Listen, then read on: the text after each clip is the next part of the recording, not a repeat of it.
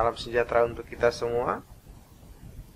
Saat ini kita akan belajar kuliah kecerdasan buatan dengan topik Informed Search Strategy yang diambil dari buku Peter Norvig, Artificial Intelligence: A Modern Approach, pada chapter 3.5.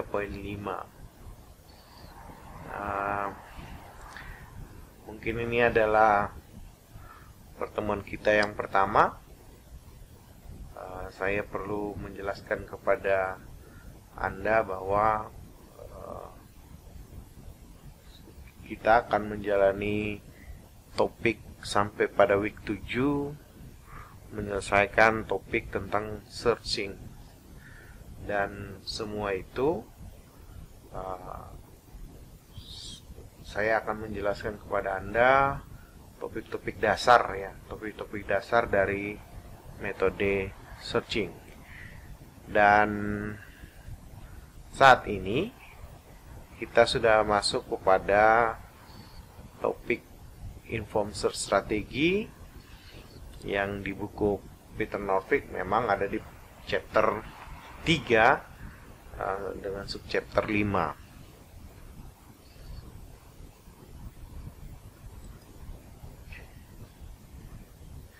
Ya, topik yang akan saya bawakan pada kuliah saat ini itu ada deterministic versus stochastic, kemudian ada informed search, kemudian ada konsep tree search dan graph search, kemudian ada problem definition, solving problem, dan heuristic function.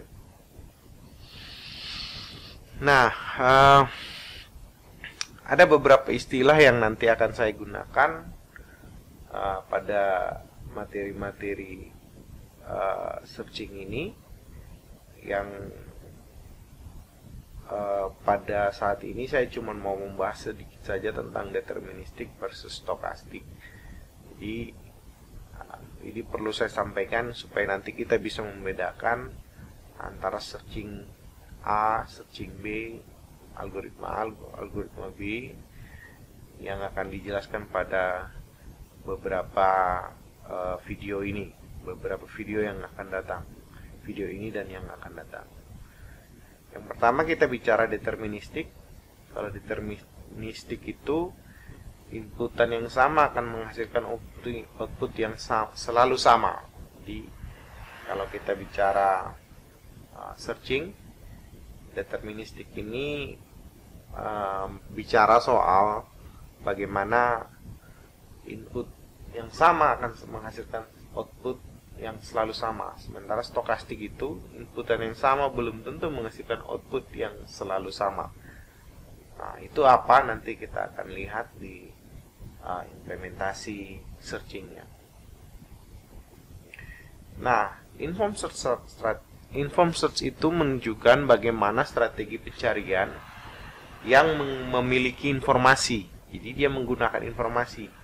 Berbeda dengan uninformed yang tidak punya informasi, dia cuma berdasarkan priority.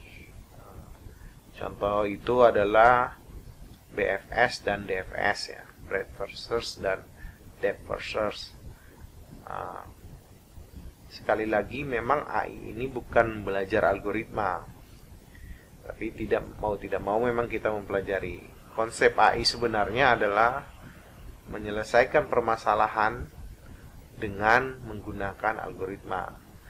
Jadi kita sudah naik kelas ya, seharusnya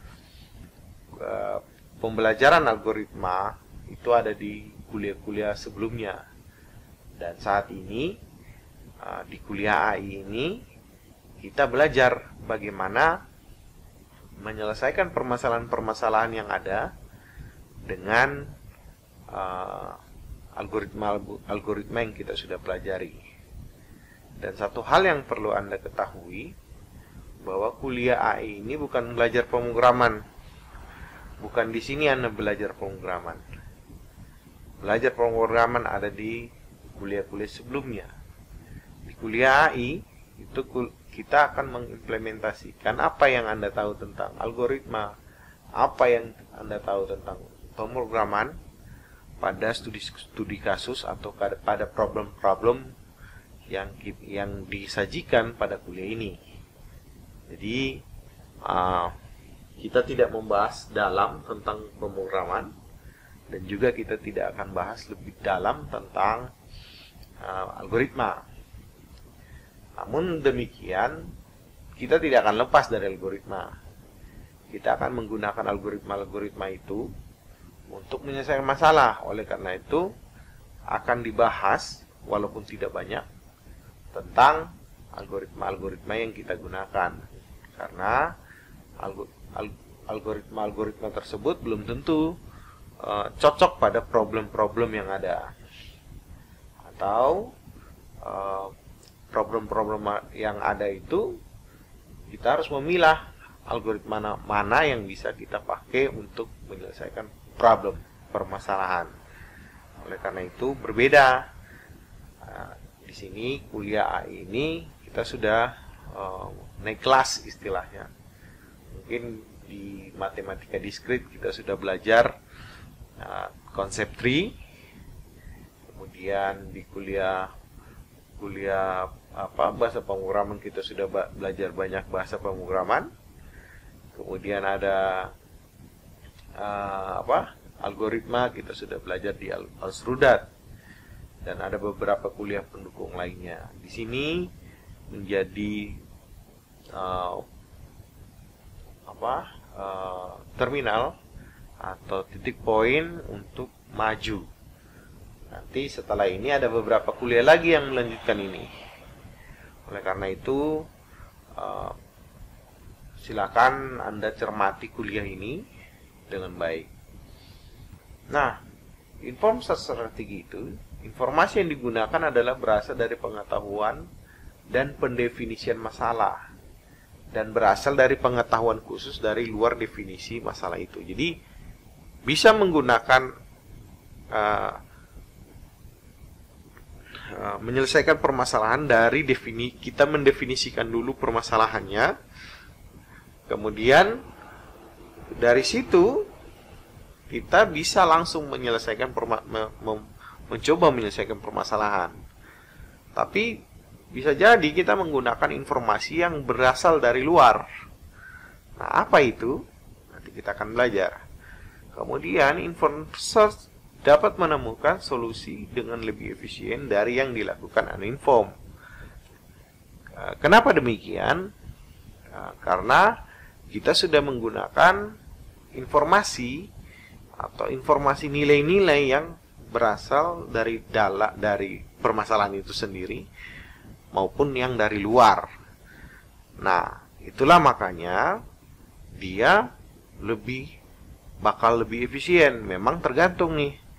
Kalau kita salah mendefinisikan permasalahan, maka bisa jadi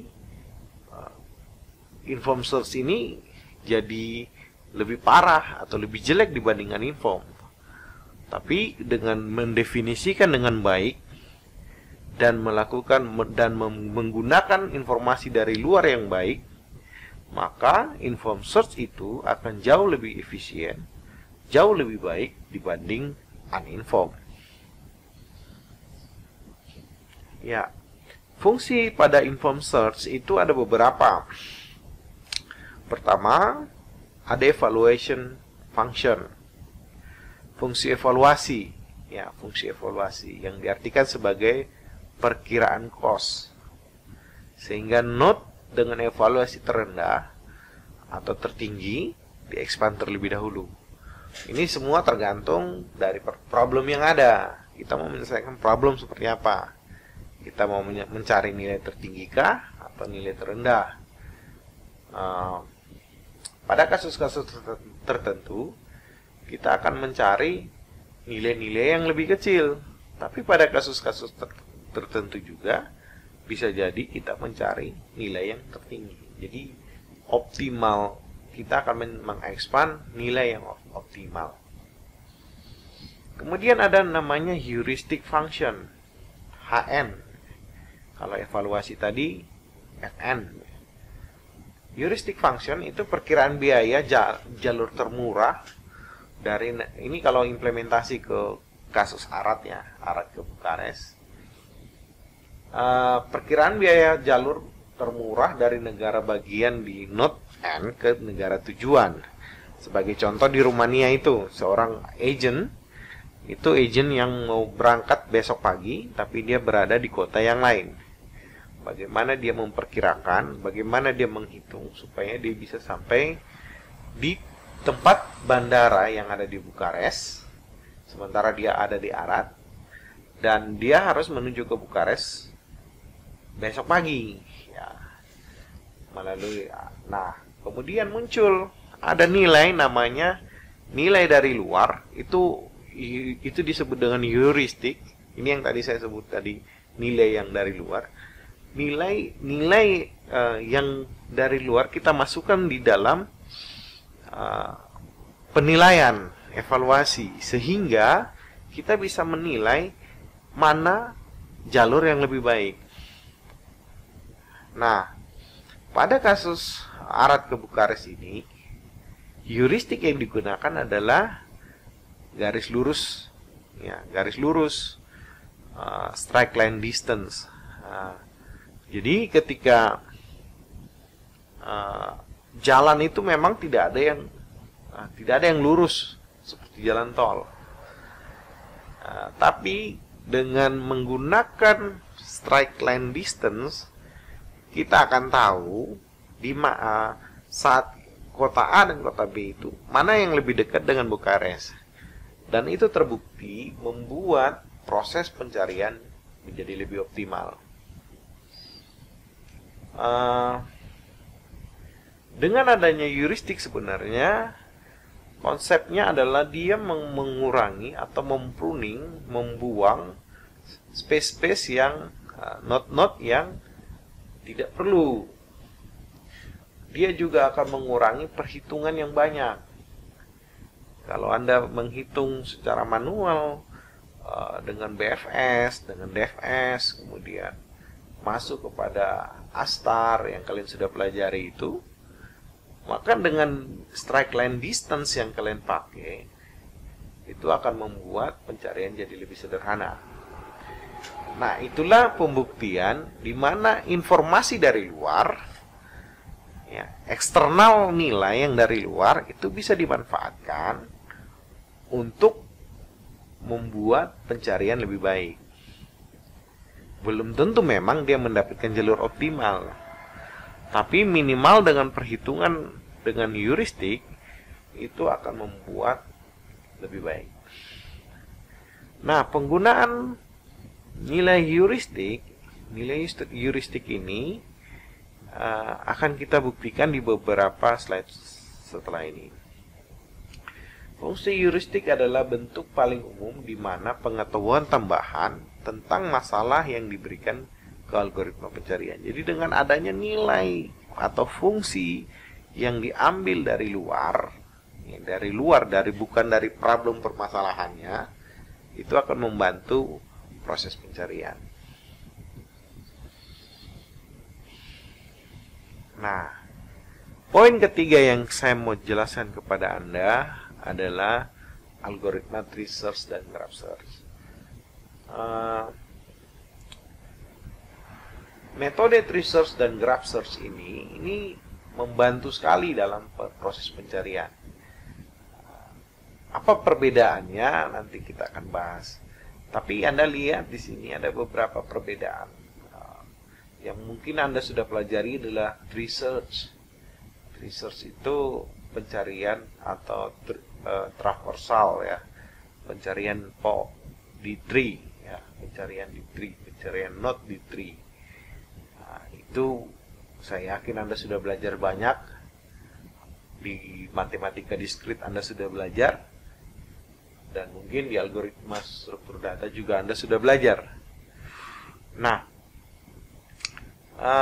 kita akan mempelajari lagi, tapi tidak akan dalam. Kita akan menggunakan tools ini, tree search dan graph search ini, untuk menyelesaikan beberapa permasalahan dengan baik menggunakan tools ini.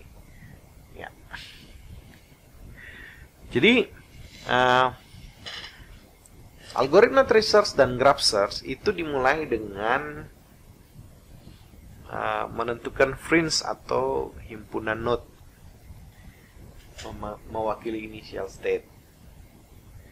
Kemudian dari situ dia menentukan current node-nya. Kemudian setelah itu dia akan kita akan melakukan fungsi evaluasi, atau istilah selanjutnya yang akan saya pakai adalah goal test. Ya, goal test. Kemudian melakukan node ekspansi, ya, node ekspansi. Kemudian setelah itu jika kita belum menemukan goal, maka kita akan kembali ke langkah 2. Langkah 2.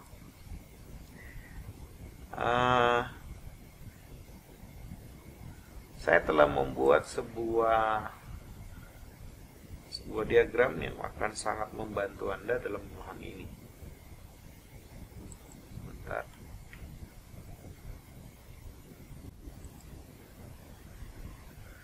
Ya, saya telah membuatkan sebuah arsitektur tree search dan graph search, dan framework ini akan saya pakai terus sampai week ke-7 nanti untuk metode pencarian. Ini akan sangat membantu Anda dalam memahami konsep searching pada tree dan pada graph. Ya, pasti Anda sudah tahu ya, apa itu graph dan apa itu tree. Nanti kita akan bahas itu, apa itu tree, apa itu graph. Ya, semoga Anda kalau Anda lupa, mungkin Anda mulai membaca lagi ya, materi di matematika diskrit, karena ada di matematika diskrit itu materinya ada khusus tentang tree dan graph.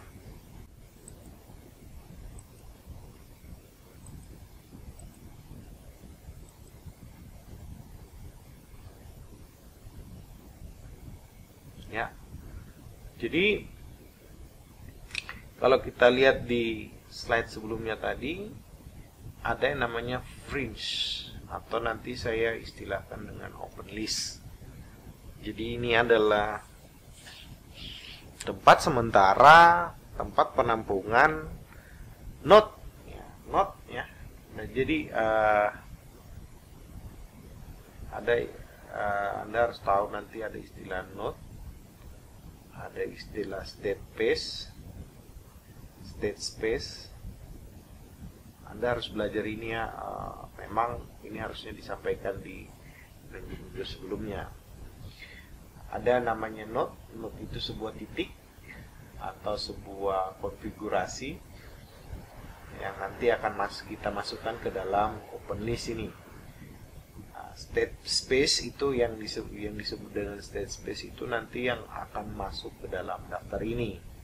Itulah nanti disebut dengan state space atau himpunan kemungkinan. Nah, kemudian ada nanti namanya goal test. Disinilah tempat melakukan pengujian apakah dia goal atau bukan. Jadi di sini kalau kita lihat nanti ini yang akan masuk initial state dan goal state. Nah, kadang memang ada istilah state, ada istilah node. Jadi sebenarnya itu hal yang sama. State dan node ya. Kemudian ada fringe, ada juga istilah open list, itu hal yang sama. Kemudian ada juga nanti istilah expanded list. Nah, ini ada expanded list. Ini adalah daftar yang node yang sudah di-expand. Kemudian inilah proses ekspansi, proses generator anak, proses membuat anak. Ya. proses membuat anak. Kemudian di sini proses pemilihan node, current node. Jadi kalau Anda lihat di sini istilah-istilah ini digambarkan dalam arsitektur tersebut. Ada istilah fringe, di sini ada fringe, ada node, ada initial state. Ya, tadi ini himpunan node. Nah, ini himpunan node atau fringe. Kemudian ini disebut dengan initial state. Apa itu initial state? Nanti kita akan belajar. Kemudian ada yang disebut dengan current node. Tadi di gambar juga ada. Kemudian ada yang namanya evaluasi, fungsi evaluasi atau goal test. Tadi ada juga. Kemudian ada anak panah kembali ya, dari 5 ke 2. Nah, kita lihat kembali ke sini. Nah, ini ada fringe, ini fringe-nya. Ini fringe. Kemudian ini current node, memilih current node. Kemudian ini ada goal test. Ini ada node ekspansi, proses di sini. Ini yang nomor 4, node ekspansi. Kemudian ini ada expanded tree. Ini berdasarkan algoritma di sini. Ya, ini saya buat ini. Nah, ini explored set. Nah, ini memang cuma ada di graph ya. Cuma ada di graph ya. Ya. Kemudian kalau dia lolos goal, maka dia goal test, maka dia adalah sebuah goal ya, istilah sepak bola ya. Dia adalah hasil dari pencarian kita. Nah, kita masuk ke problem definition. Ada beberapa problem yang ada di buku Peter Norvig itu. Salah satunya adalah kotak 8. Nah, kotak 8 ini problemnya begini. Ini ada kotak 8, sebenarnya kotak 9 ya, dengan satu node kosong. Ini tile-tilenya disebut dengan tile 724, 5. Ini bagaimana kita merepresentasikan ini? Ya, bagaimana kita merepresentasikan ini ke dalam bahasa pemrograman? Ingat bahwa kita menyelesaikan permasalahan kita, menyelesaikan problemnya, kita mau menyelesaikan menggunakan bahasa pemrograman. Seperti yang saya sampaikan tadi, konsepnya bahwa AI ini menyelesaikan permasalahan dengan bahasa pemrograman yang kita sudah pelajari, algoritma dan bahasa pemrograman yang kita sudah pelajari. Oleh karena itu, bagaimana kita mau menyelesaikan permasalahan kotak 8 ini dengan bahasa pemrograman? Anda tahu bahwa kalau kita sendiri yang bermain ini, Pak, saya yakin Anda sudah kenal ini kotak 8. Kalau kita yang bermain sih gampang ya, tinggal geser. Nah, sekarang permasalahannya adalah komputer yang bermain. Bagaimana kita membuat sebuah agent yang cerdas itu bisa menyelesaikan problem kotak 8. Nah, untuk kasus ini biasa juga disebut dengan abstraksi ya, abstraksi. Waktu di SD sekolah dasar dulu, masih ingat bahwa matematika sering dibuat jadi abstraksi ya. Misalnya ada dua ayam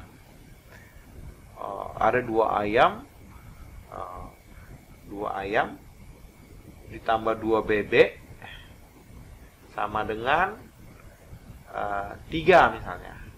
Maka berapakah nilai ayam itu, kan gitu ya. Berapakah nilai A? Nah, ini adalah abstraksi.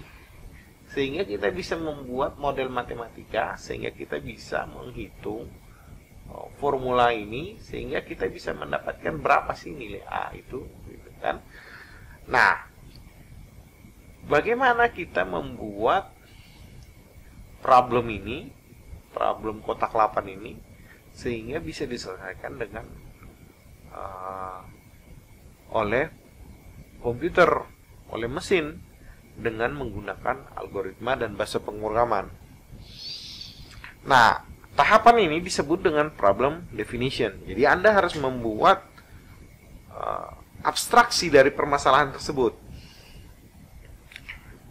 Kotak 8 ini adalah sebuah contoh, hanya sebuah contoh untuk menggambarkan bagaimana melakukan problem definition. Nah, bagaimana melakukan problem definition? Kita mau mencari ini, startnya ini, kondisi 724506831 ini, untuk mendapatkan goal ini. Nah,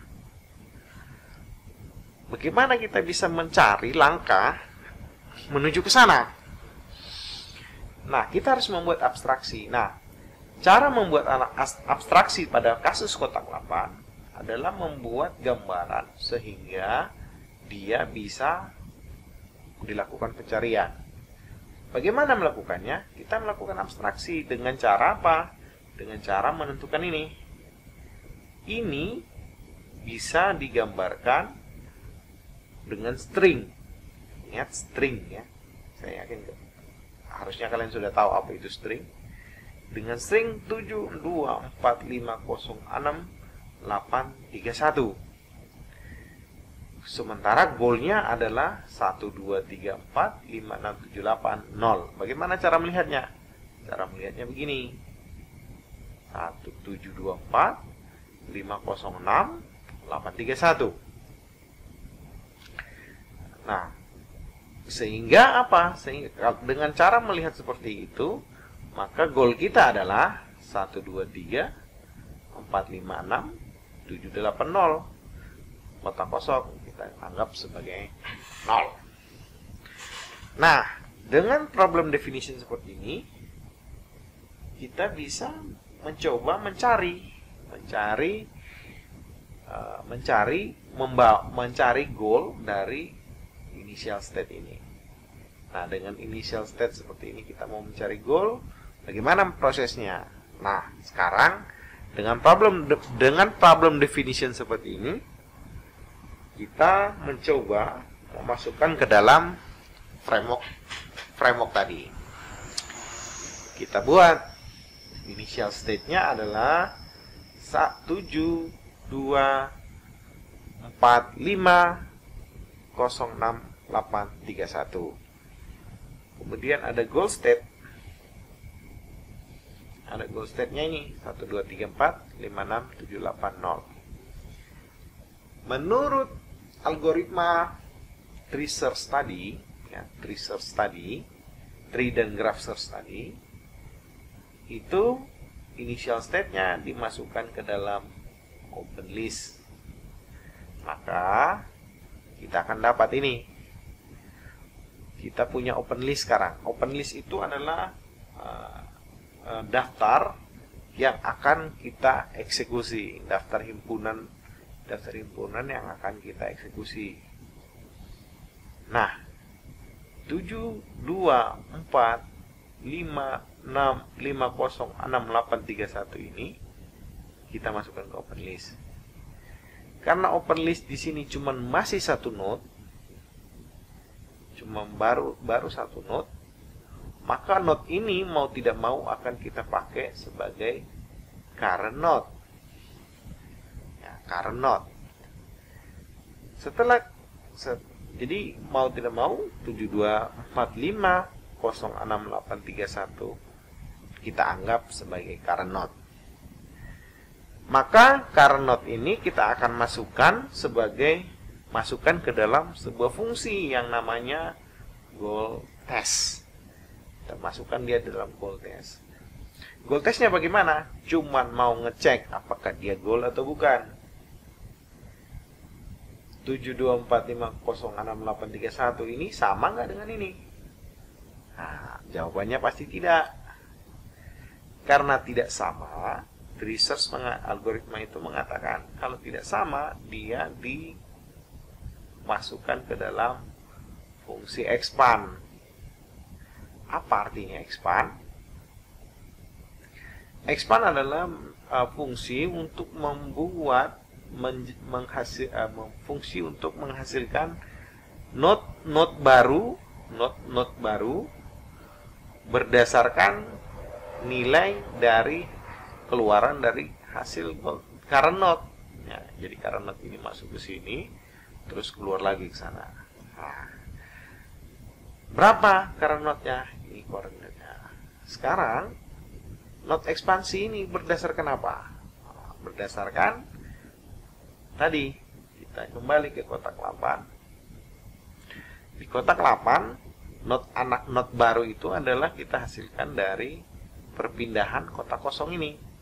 Kotak kosong ini bisa pindah ke atas, bisa ke kiri, bisa ke kanan, bisa ke bawah. Nah, ini adalah fungsi untuk menghasilkan anak. Nah, lalu bagaimana kita bisa menghasilkan anak dari string ini? Nah, karena dia bisa ke kiri, bisa ke kanan, bisa ke atas, bisa ke bawah, maka 724 506 831 itu bisa ke kiri, bisa ke kanan, bisa ke atas, bisa ke bawah. Nah, maka jadilah tree. Kita lihat. Ke kanan dia jadi apa? Ke kanan dia jadi 7, 2, 4, 5, 6, 0, 8, 3, 1. Nah, bagaimana kita bisa hasilkan ini? Ya, menggunakan swap. Ada fungsi swap di bahasa pemrograman, tukar. Ya, jadi ini pindah jadi node titik ini pindah ke sini. Kalau ke atas, dua ini pindah ke sini, 0 pindah ke sini. Kalau ke atas berarti nilainya jadi stringnya jadi 702 704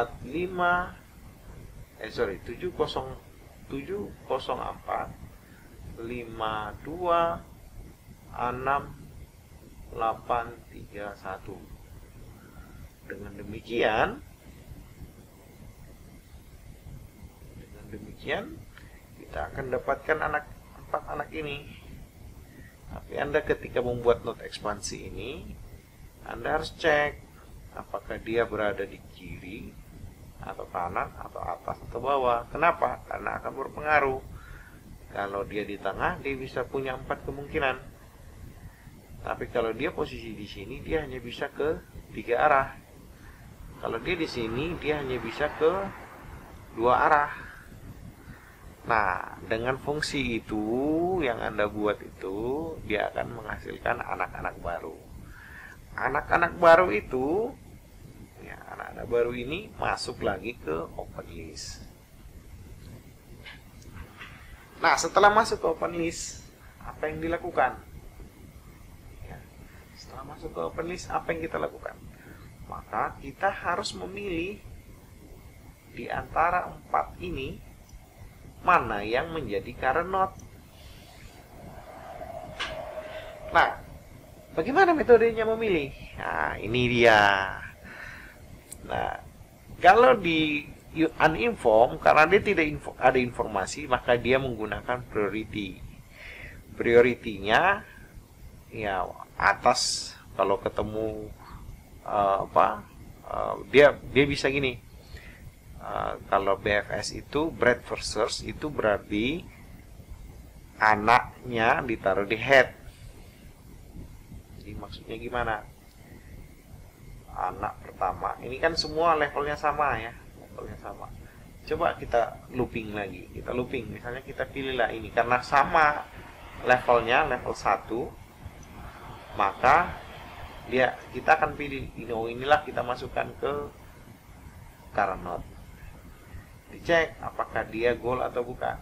Oh bukan, berarti dia di-expand lagi. Kalau dia di-expand, maka dia akan menghasilkan anak apa? Masuk lagi dengan level yang sudah level 2. Karena dia level 2, ya, menurut Bradford Search, berarti anak level 1-nya harus dihabisin dulu. Berarti step berikutnya adalah kita memilih yang ini. Masuk lagi ke current node. Current node masuk ke goal test, masuk ke expand. Anaknya yang ini masuk lagi dengan level 2. Nah, kalau breadth versus begitu.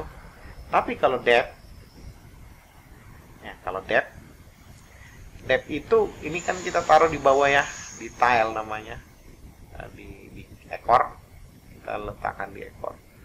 Tapi kalau depth versus itu anaknya ditaruh di atas, di open list bagian atas, di header. Jadi yang atas lah yang di-expand, dimasukkan lagi ke current node. Itu aja bedanya antara uninform, antara BFS dan DFS. Jadi kita tinggal lihat aja di open list siapa yang mau kita prioritaskan untuk masuk ke dalam current node. Setelah masuk ke current node, di-expand lagi, masuk lagi ke current node. Cek lagi goal test atau bukan. Diambil mana yang diambil. Nah, uninform itu menempatkan dia di level header atau tile, atau bisa juga berdasarkan level ya. Tapi itu bermasalah. Kenapa? Tidak menggunakan informasi. Sekarang kita sudah punya informasi. Apa itu informasinya? Astar itu mengambil ya, pertanyaan Astar. Oh ya, saya mau lanjut aja. Saya jelaskan. Ya, ini. Jadi ini ada dengan metode seperti ini, dengan framework seperti ini. Pertanyaannya adalah begini. Bagaimana mengurutkan siapa yang duluan di-expand? Itu satu. Kemudian akibatnya memang dari prioritas ini, dari cost ini akan berdampak ke siapa yang masuk ke current node. Nah, bagaimana menentukan siapa yang duluan di-expand?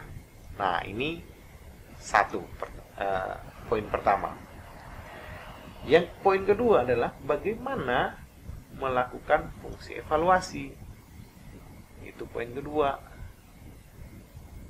Yang ketiga, bagaimana melakukan ekspansi anak. Itu poin ketiga. Nah, poin-poin ini yang akan kita pelajari di tahap selanjutnya. Di searching, termasuk yang akan kita belajar hari ini, yaitu local search. Jadi, cuman ininya permasalahan searching yang akan kita pelajari. Baik uninformed, informed, ada beberapa lagi, local search, hill climbing, dan lain-lain. Cuman mau menyelesaikan permasalahan 3 poin ini. Apa itu?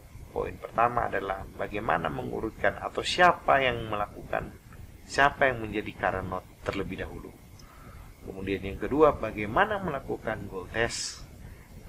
Yang ketiga, bagaimana melakukan ekspansi anak. 3 fungsi ini yang akan kita utak-atik pada kuliah sampai pada week 7 nanti.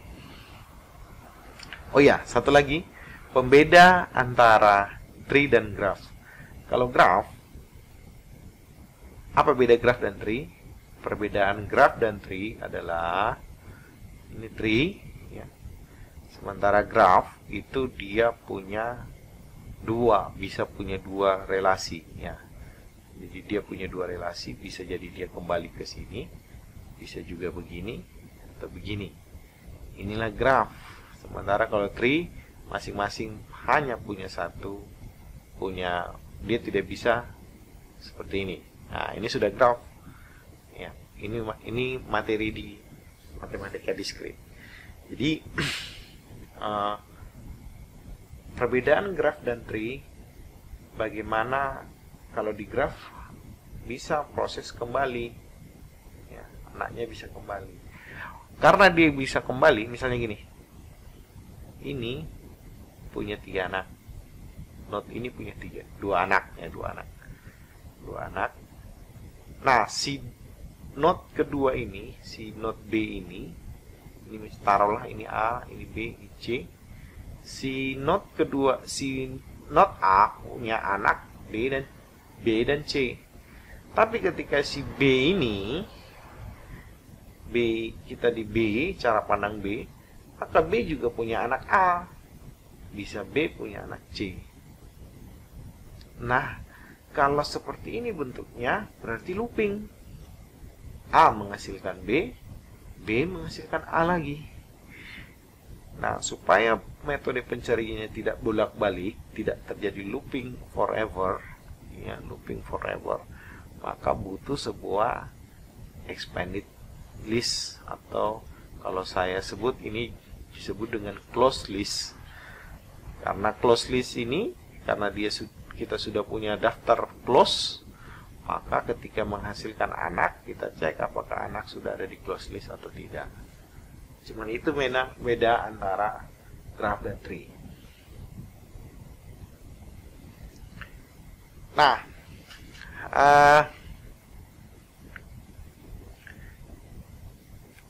ada satu istilah lagi untuk lanjutan kita, ada yang disebut dengan heuristik. Ya. Apa itu heuristik? Ini. Heuristik itu tadi sudah saya sempat jelaskan bahwa heuristik itu nilai dari luar. Nilai dari luar yang kita gunakan untuk mempengaruhi nilai. Nah, nilai itu apa? Ini. Kembali ke framework tadi. Kembali ke framework tadi. Jadi ke sini nih.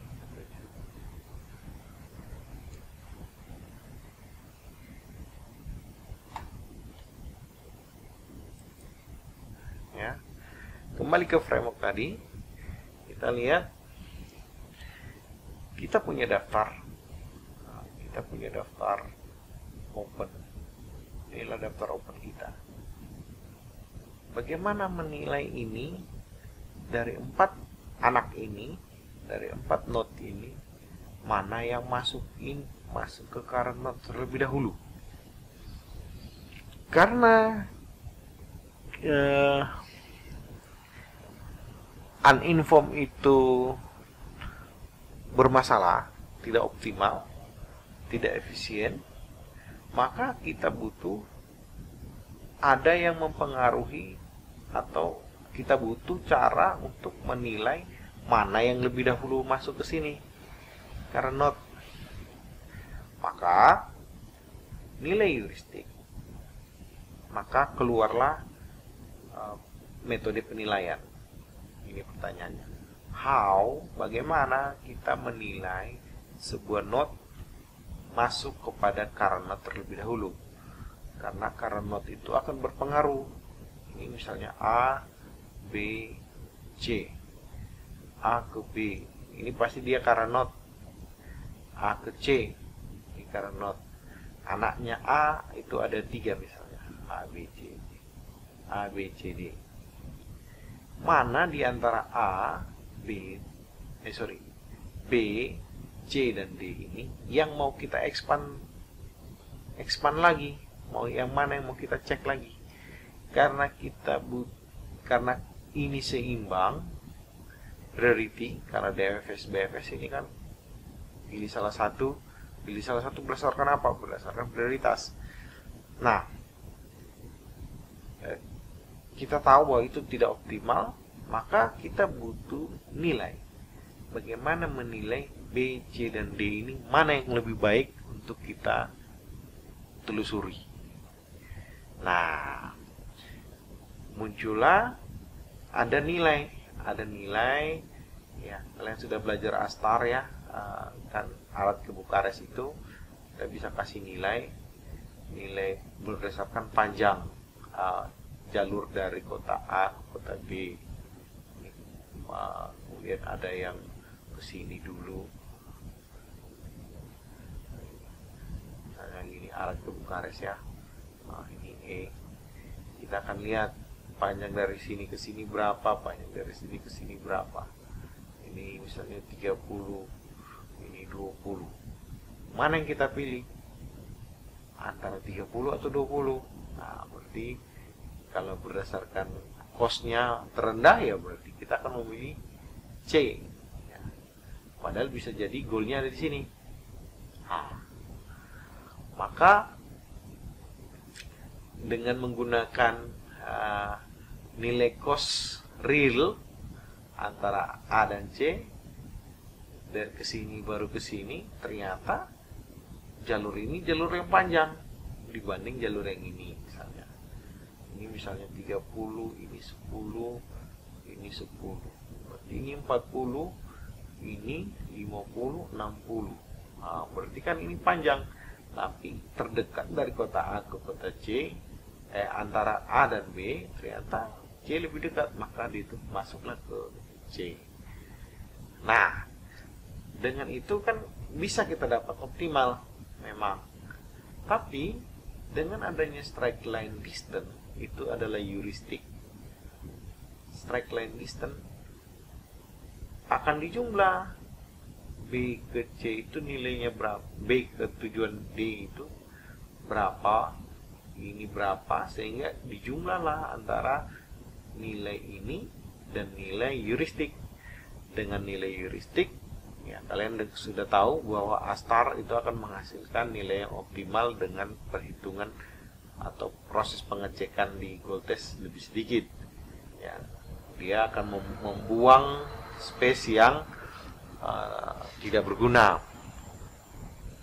Nah, proses looping ini, proses pengecekan, nah ini juga ini cost tinggi nih, berapa kali pengecekan. Nah, kita kan harus tahu berapa kali pengecekan goalnya. Itu akan mempengaruhi nilai apakah algoritma dan heuristiknya itu berpengaruh atau tidak. Heuristiknya berpengaruh atau tidak. Nah, sekarang ini dengan adanya heuristik itu akan membuat nilai prioritas ini berpengaruh. Sekarang gini, apa dari kasus kotak 8? Dari kasus kotak 8 saya terlalu jauh ya. Dari kasus kotak 8, nilai apa yang bisa kita pakai untuk mempengaruhi ini? Mempengaruhi perhitungan mana yang mau kita masukkan ke dalam Carnot. Ya, ini. Apa nilai yang bisa kita kasih untuk kita memilih di antara 4 ini? Nah, pada kasus kotak 8 itu tidak ada nilainya. Karena apa? Satu langkah dianggap satu angka dianggap satu. Itu nilai yang muncul dari internal atau definisi. Tapi tidak ada nilai yang bisa nilai lain, karena ini kan sama jadinya. Berarti kita tinggal pilih salah satu lagi. Nah, kalau pilih salah satu lagi ya sama aja gitu. Nah, muncullah heuristik. Pada kotak 8 itu ada beberapa heuristik. Ada yang namanya mismatch. Mismatch itu adalah jumlah kotak. Nah, ini jumlah kotak yang salah posisi. Jadi gini, kalau ini ke sini, ini goal test ya, 7 tilenya 7 dengan dibandingkan dengan 1. Salah. 2 dibanding 2, benar. 3 dibanding dengan 4, salah. 4 dengan 5, salah. 5 dengan 0, salah. 6 dengan 6, benar. 7 dengan 8, salah. 8 dengan 3, salah. 0 dengan 1, salah. Berarti ini nilainya adalah 1, 2 yang benar. Nah,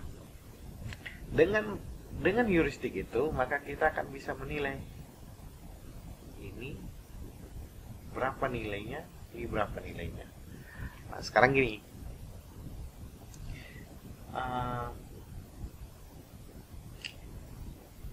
pertanyaannya gini, kalau misalnya kita taruhlah ini kita hitung dengan goal test.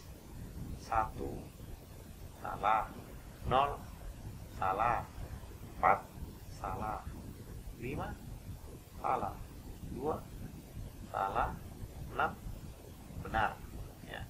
8 salah, 3 salah, 1 salah. Berarti ini nilainya 1. Ini 72 40, 7 salah, 2 benar ya, 2 benar. 4 salah, 0 salah, 5 benar, udah 2 benar. 6 benar, 3 8 salah, 3 salah, 1 salah. 3 nilainya. 3 kotak yang benar. Tapi satu kotak yang benar ini, nah, berarti kan 7 kotak salah. Berarti nilainya 7. Karena nilainya nama heuristiknya adalah mismatch, ya. Berarti jumlah yang salah, ya. 7 2 4 8 3 1 nilainya 3. Jadinya 5, ya. 5 yang salah. 7 2 4. Ini demikianlah jumlah yang salah. Nah, pertanyaan sekarang, yang mana yang mau diekspand? Apakah 7, apakah 5, atau yang ada di sini? Nah, pertanyaan ini kita bawa ke logika. Kalau kotak 8 miss kotak yang salah dan kotak yang benar, kita taruh lagi nih kotak yang salah. Harapan kita kotak salah itu kalau goal berapa? Berarti kalau mismatch untuk goal kan semua sama, berarti 0 yang salah. Karena 0 yang salah berarti semakin kecil semakin baik, maka kita akan memilih nilai heuristik paling kecil. Jadi nanti kalau ada nilai heuristik di sini 1, 3, 5, 2, maka kita akan memilih 1, sistem akan memilih 1 untuk kita bawa ke current node. Nah, current node ini akan kita uji lagi, dia menghasilkan anak apa, di-generate lagi anaknya, masuk lagi ke sini. Nah, kita hitung lagi nilai heuristik. Kita hitung lagi, mana lagi yang kira-kira. Ini 1 kita coret. Kita masukkan ke close list. Nah, masuk dia di sini. Lalu kita lihat lagi. Dari anak ini, ada 4 ini. 4 anak yang baru dia dilahirkan tadi. Manalah yang merupakan mismatch paling kecil. Begitu seterusnya, kita akan looping sampai kita akan mendapatkan goal. Nah, dengan goal ini kita akan dapat, oh berarti berapa langkah, ya masih ingat ya di slide kuliah sebelumnya itu bagaimana menilai performa, ada space capacity. Nah, ini ada ini jumlahnya, apalagi complexity, apakah dapat goal atau tidak. Nah, ini dari sini nih kita hitung berapa kali looping. Nah, itu bicara jumlah proses, ya, jumlah proses. Kalau di sini jumlah memori, state space-nya, nah, itu jumlah memori, jumlah node yang akan kita tampung di dalam memori. Ada berapa banyak yang kita tampung di memori, itu akan kita pakai untuk menghitung kompleksitas. Selain itu juga ada ini close list juga, berapa anak yang kita hasilkan. Nah, anak yang node yang kita hasilkan ini kita pakai juga untuk menghitung kompleksitas. Jadi dari framework ini kita akan nampak berapa kali looping, berapa jumlah anak yang ada di state space-nya, berapa anak yang dihasilkan. Nah, dengan demikian kita bisa melakukan proses pencarian dengan ini. Nanti pada praktikum dengan apa yang sudah materi praktikum yang sudah dibuat itu harus dicari mana itu node ekspansinya, mana goal testnya, mana pemilihan current node-nya. Cuman itu fungsinya. Jadi kalau kita sudah punya 3 fungsi ini, proses pencarian dengan di kotak 8 udah bisa kita lakukan dan kita akan dapatkan goal. Itu prosesnya. Jadi dengan adanya heuristik itu akan mempermudah. Pertanyaannya, bagaimana menentukan heuristik? Nah, selain kotak 8 tadi, selain mismatch, itu ada heuristik kedua, jumlah jarak semua angka dari posisi yang benar. Jadi misalnya gini, ini 7 itu langkah dia ke sini berapa? Dia harusnya ada di mana? Dia harus ada di sini. Nah, berapa angkanya dari 7 ke 5? Berarti nilainya 2 langkah kan? 1, 2 posisinya di mana? Di sini. Berarti dia 0. 4 butuh berapa langkah untuk menuju ke tempat dia? Tempat 4 ada di sini di goal. Ini goal ya. 4 ada di sini. Berarti dia butuh 1, 2, 3 langkah. Berarti 3. Nanti dijumlahlah semua tile ini. Jumlahnya berapa? Itulah nilai heuristik untuk kasus apa itu namanya? Diagonal itu saya lupa namanya ini istilahnya. Ini namanya mismatch. Oh, sorry, itu namanya Manhattan distance. Ya, Manhattan distance. Ada fungsinya kok di internet, silahkan dicari fungsi bagaimana menghitung Manhattan distance. Jadi nanti kita akan dapat fungsi untuk menghitung ini. Menghitung nilai di sini. Nilai di sini untuk melakukan proses pemilihan current node.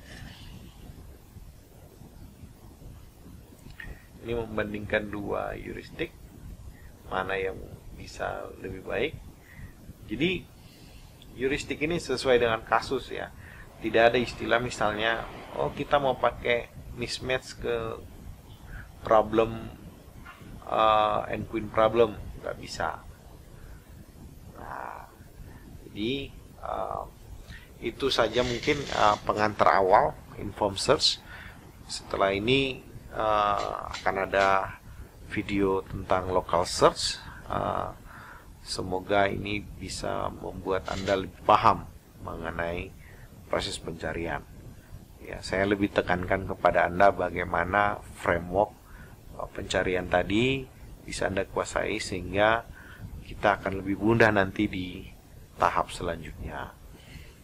Demikian mungkin materi kita saat ini. Salam sejahtera untuk kita semua.